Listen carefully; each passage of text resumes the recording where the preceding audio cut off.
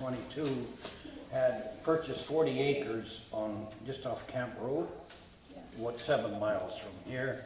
It was all bush. The 3 of us moved up there, on the 5 of us all together. We lived in a 8 by 12 shack. I believe the shack come from the hop yard when the hop yard was on, or some of the hop yard was on the Tramner farm. I believe that's where it come from. Anyway, my dad hauled it up there with team and horses. That's where we lived. There was 5 of us in the shack, and then Dad built the house. We moved in there just before Christmas in 34. And I don't remember much about that, just little things I remember. But anyway, my mother and Rena and myself went to Vancouver about a couple of days before Christmas, because my mother wanted to, there was nothing in the house. The house was just a shell. So she wanted to go down to visit her parents. They were still living, which she did. We did. And at that time, we had to go to Walleach Station, here 5-6 miles, and we had to flag the train down.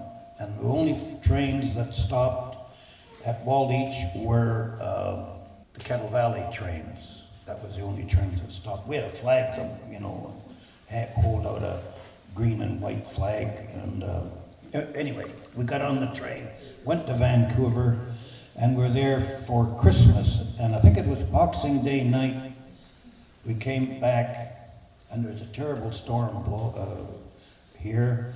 Snow was flying, and the conductor said, "I won't let you off here unless there's somebody there to meet you."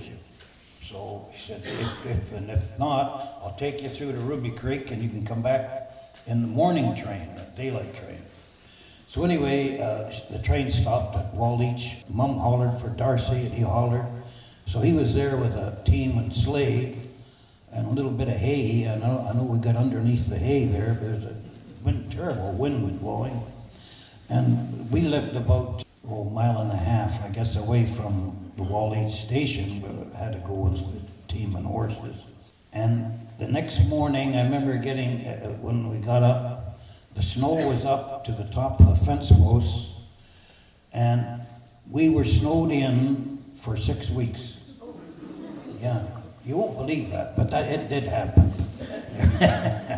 And anyway, I remember Mum saying, I can just remember this, well, all we have left is spuds and pickles. So anyway, that day, Dad started shoveling. They had a cat come up, and it broke down about 2.5 miles from our place. So he started shoveling a path out, and as it got to Leo Edmondson, Leo come out, and then he helped, and then he got to Donald McKay, and old Donald came out, so the 3 of them shoveled this path out, and they shoveled it for about 2.5 miles. It took about 3 days, and then the next day after that, he walked to Agassiz with a pack sack and got groceries, and he spent the night with my grandfather and grandmother. They were still on the farm at that time. And then the next morning, Grandpa took Dad up to where the old cat had broke down, and then he walked from there home.